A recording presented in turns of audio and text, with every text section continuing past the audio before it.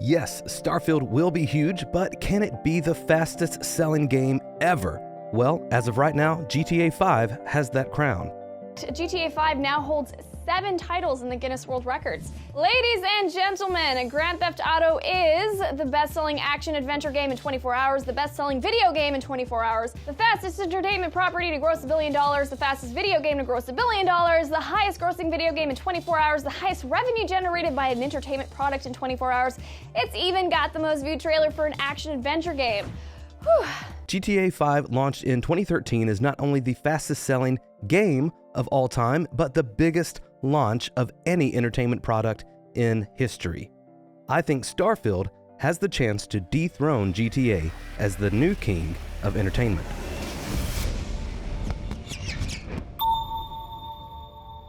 Welcome to Starfield Signal, your place for everything Starfield. I'm your host, Luke, and yes, I really do think Starfield could have the best game launch ever, but there's a caveat. So this is going to be one of my nerdy videos where we dive into a lot of numbers. So for most of you, I totally get it. I'm just going to give you the basic reason that this could happen first, and then we'll dive into all of the details and the numbers and the math for all of the nerds in the crew, including myself. So I'm basing this claim on a few main numbers. I'll be comparing a lot of numbers from GTA to Fallout 4 and then to Starfield's potential numbers. Essentially, it's going to be very, very hard for Starfield to hit GTA's infamous and record-breaking $1 billion in sales in just 3 days, since Starfield is an Xbox exclusive. But Starfield might be able to surpass GTA's install numbers in its first week. So what I'm saying is Starfield most likely won't hit the $1 billion in sales in 3 days, but it might be able to achieve the same amount of people playing it. Now, how is this possible? Game Pass.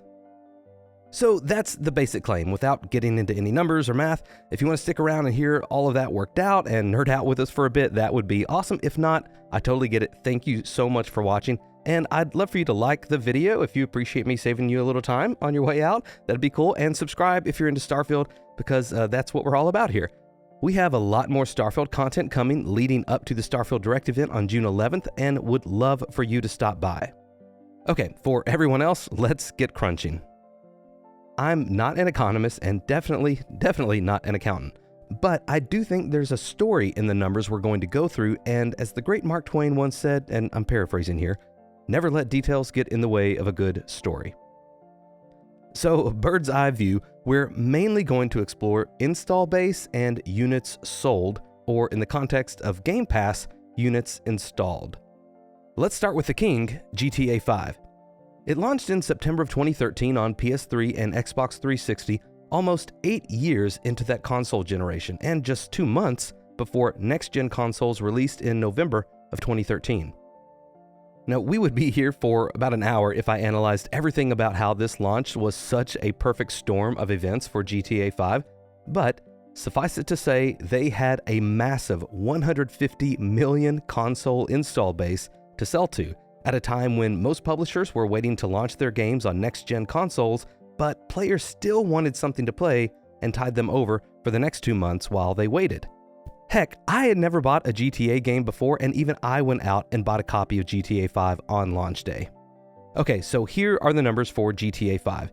It launched 8 years into console generation in 2013, sold to an install base of approximately 150 million console players between the 360 and PS4, sold about 13.33 million units, for $800 million on day one. Remember, they were selling at $60 a game back then in the good old days, and 16.66 million units for $1 billion in 3 days. One more number we're going to figure is the units sold to install base ratio, just to give some context to these really big numbers. So let's use 16.66 million units sold divided by the 150 million install base, and we have 11.1% as the install percentage. Now, let's look at Fallout 4. Fallout 4 launched in 2015, just 2 years into a console generation, sold to an install base of approximately 55 million Xbox One and PS4 consoles, plus PC, but those numbers are much harder to estimate. It sold 13.5 million units for $810 million on day one, and we don't have any numbers on how long it took them to reach $1 billion, so probably means they didn't break GTA 5's record, or they definitely would have been bragging about that. But we do know that 1.2 million units were PC sales. Another slight caveat to this day one launch number, this is the amount of units that was shipped. I'm using air quotes here, shipped, not necessarily sold. So these were the number of units Bethesda shipped to brick and mortar stores, which was a record in its own right, but not necessarily what we're going for here. Okay, so let's figure our install percentage now, and we're just going to use the console metrics here to stay consistent. So 13.5 million units sold, subtract the 1.2 million units from PC sales, that gives you 12.3 million console units sold, divided by the 55 million console install base, and that gives us an install percentage of 22.4. Let's stop here for just a moment and make a few observations. Comparing GTA 5 and Fallout 4 gives us some context for what is actually possible for Starfield. Say what you want about Bethesda Publishing, but man, do they know how to market their games. Knowing that Fallout 4 came so close to beating GTA's $1 billion record, this is one of the reasons I really think Starfield could pull it off. Notice that Fallout 4 sold or shipped slightly more than GTA 5 on day one, even with an install base 1/3 of the size. That's why that install percentage figure is so interesting. Even though GTA sold faster in the 3 days leading up to 1 billion, they sold only to 11.1% of the install base. They just had great timing when the install base was huge and desperate for something to play. But Fallout 4 managed to sell to 22.4% of its install base in a highly competitive time frame in the console generation, double what GTA was able to do. This is what really gives Starfield a chance, because the install base for Starfield, it's even smaller.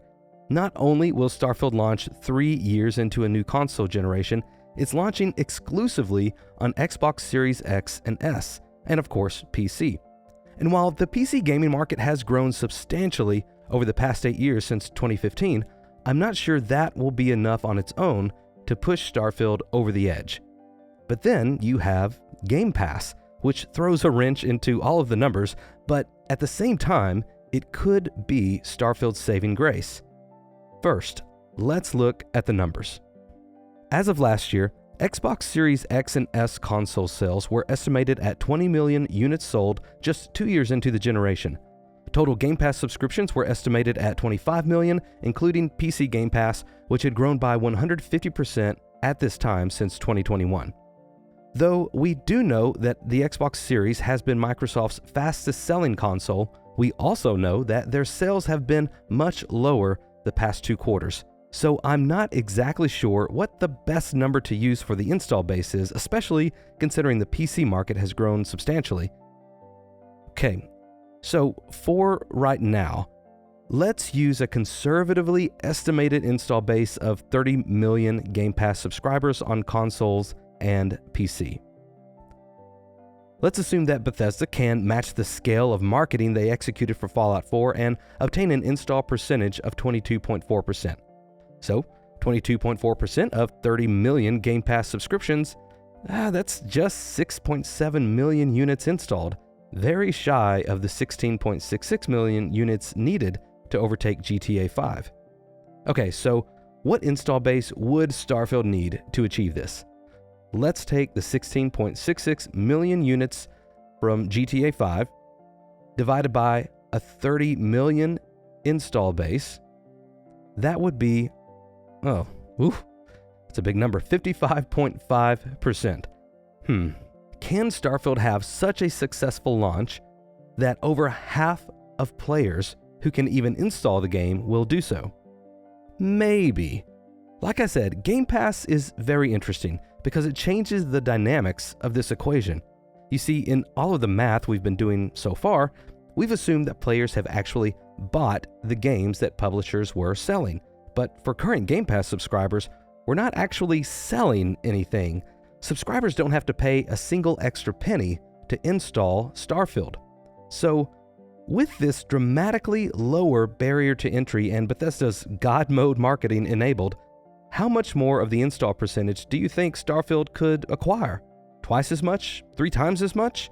I mean, whenever you're asking someone to pay you $70 for something, whatever that thing is, that's a good-sized barrier to entry. But what happens if you bring that barrier to entry down completely to a perceived $0 or at most $10 for new subscribers? I imagine this would be analogous to opening the floodgates. One game director this past year said in his experience and other game directors he's communicated with, launching their game on Game Pass yielded 7 times more installs at launch. That's 700% more installs than they would have achieved through launching the game on the store at full price. Now, of course, this may not scale linearly for AAA games who typically have even more marketing dollars to push their games out of the gate, but you would imagine the same general principle would still apply at all levels. You'll achieve more installs at $10 versus $70. So with this in mind, let's go back to Starfield. We first assumed an install percentage of 22.4% out of 30 million Game Pass subscriptions, giving us 6.7 million units installed.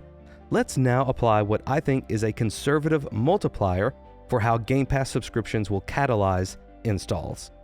I think Game Pass will multiply Starfield's installs by 2.5 times, giving us an install percentage of 56%, for a total of 16.8 million units installed on day 1. This is how Starfield could become the most successfully launched entertainment product in history. If you're still with us at this point, let me know that you made it in the comments. This is definitely a brag to make it through all of this, rambling of numbers. The Starfield Direct event is closely approaching at the time of publishing this video. You can go ahead and enable notifications for our live stream of the event, and we're hosting a huge after party on our Discord server. We'll have some really cool prizes to give away. More details on those coming this upcoming week. Special guest and a ton of fun. You can join the live stream and our Discord through the links in the description or pinned comment. Thank you to our patrons and channel members. These are awesome people that make all the prizes we're giving away and cool stuff that we do on the channel possible. Thank you for watching. I look forward to hanging out on the stream on June 11th with all of you. For now, may you find wonder as you journey through the stars.